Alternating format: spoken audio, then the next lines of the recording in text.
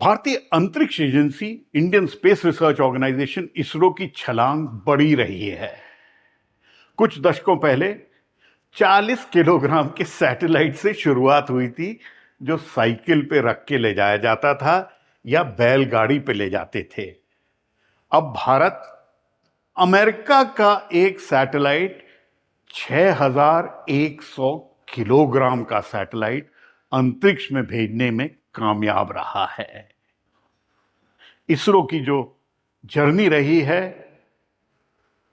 शुरुआत से लेके अब तक, वो भारत के डेवलपमेंट में बहुत मैटर करती है।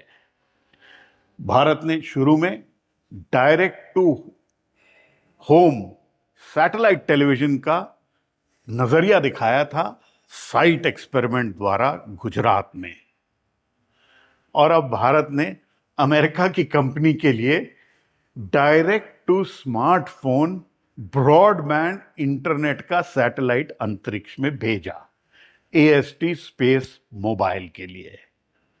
बहुत बड़ा अचीवमेंट था। भारत का जो स्पेस प्रोग्राम है उसको डॉक्टर विक्रम साराभाई ने जन्म दिया था, और उसके आगे भारत के और वैज्ञानिक डॉक्टर APJ अब्दुल कलाम, जो भारत के राष्ट्रपति भी बने, उनके हाथों से आगे बढ़ा। और कहीं ना कहीं जो 2025 का साल था वो बहुत ही महत्वपूर्ण था, क्योंकि उसमें 3 बड़े भारत और अमेरिका के अलग अलग मिशंस को अंजाम दिया गया। पहले हुआ एक्सियम 4 या मिशन आकाशगंगा का मिशन, जिसमें भारतीय एस्ट्रोनॉट या गगनयात्री ग्रुप कैप्टन शुभांशु शुक्ला अंतरिक्ष स्टेशन पे गए और उन्होंने वहां पे काम किया। ये पहला भारत और अमेरिका का बड़ा मिशन था। उसके बाद हमने देखा एक सैटेलाइट, नीसार सैटेलाइट। ये अलग अलग सैटेलाइट हैं इसरो के जो दर्शाए गए हैं, इसमें नीसार सैटेलाइट नहीं है, लेकिन नीसार सैटेलाइट जो था वो भारत और अमेरिका का साझे रूप से बना हुआ सैटेलाइट था, और दुनिया का सबसे महंगा सिविलियन अर्थ इमेजिंग सैटेलाइट था। उसकी लागत थी $1.3 बिलियन।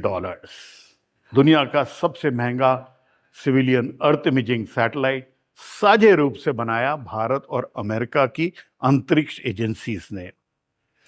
और 2025 का साल जो था वो अंत हुआ अमेरिका की commercial space company AST space के ब्लूबर्ड 6 सैटेलाइट को अंतरिक्ष में भेजने से, और एक सटीक ऑर्बिट मिली। उसके साथ साथ 2026 का जो ये साल है, ये भारतीय अंतरिक्ष एजेंसी के लिए और भारतीय अंतरिक्ष इकोसिस्टम के लिए एक मील का पत्थर होगा।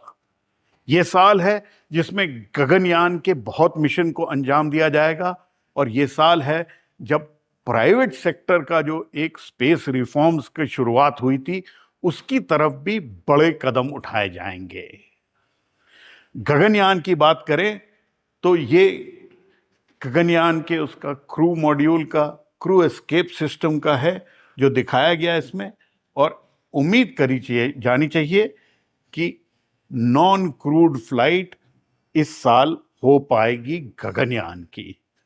हजारों टेस्ट हुए हैं गगनयान के लिए, और भी होने हैं, और गगनयान में 2027 तक पहले गगनयात्री को अंतरिक्ष में भारत से छोड़ा जाएगा। तो ये साल 2026 का गगनयान का साल रहेगा। लेकिन इस साल में प्राइवेट सेक्टर का भी एक बड़ा रोल रहेगा। पहले आएगा पोलर सैटेलाइट लॉन्च व्हीकल, जो प्राइवेट कंसोर्शियम से बना है। हिंदुस्तान एरोनॉटिक्स लिमिटेड और लार्सन एंड ट्यूब्रो बनाया गया पहला प्राइवेट सेक्टर का बनाया हुआ छोटा पोलर सैटेलाइट लॉन्च व्हीकल का लॉन्च होगा श्रीहरिकोटा से। लेकिन उसके साथ साथ और 2 छोटे रॉकेट हैं भारत के स्टार्टअप के, खासकर स्काई रूट एरोस्पेस हैदराबाद की जो कंपनी है, उसका एक ऑर्बिटल लॉन्च होगा। अग्निकूल कॉस्मोस जो चेन्नई का स्टार्टअप है, उसका भी कोई लॉन्च हो सकता है। इसी साल में, और उसके साथ साथ प्राइवेट सेक्टर में बने सैटेलाइट को भी अंतरिक्ष में भेजा जाएगा। तो ये साल बहुत अहम भारत के लिए, खासकर स्पेस सेक्टर के रिफॉर्म जो प्रधानमंत्री नरेंद्र मोदी ने करे, उनको पूरी तरह से अंजाम देने में। साल 2026 गगनयान के टेस्ट के लिए जाना जाएगा और प्राइवेट सेक्टर के सैटेलाइट को अंतरिक्ष में और प्राइवेट सेक्टर के रॉकेट्स को अंतरिक्ष में भेजने में एक मील का पत्थर साबित होगा।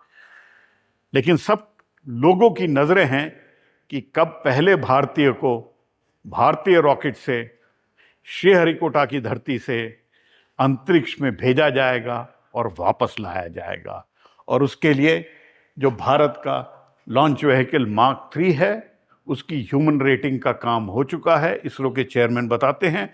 और आने वाले टाइम में इसी रॉकेट से अनक्रूड फ्लाइट होंगी 3 और क्रूड फ्लाइट होगी उसके बाद।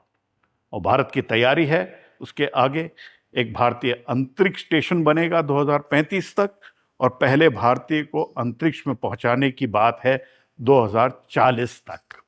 और सबके बीच में चंद्रयान 4 होगा, जिसमें चांद की सतह से पत्थर धरती पे वापस भारत लाए जाएंगे। चंद्रयान 5 होगा, जिसमें आज तक का सबसे भारी भरकम रोवर चांद के दक्षिणी ध्रुव पे पहुंचाया जाएगा। एक वीनस का मिशन होने की उम्मीद है।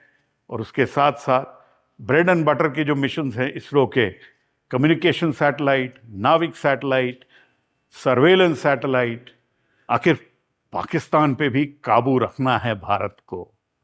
तो इन सब का काम भारतीय अंतरिक्ष एजेंसी और अब भारतीय अंतरिक्ष इकोसिस्टम अंजाम देने में लगा है।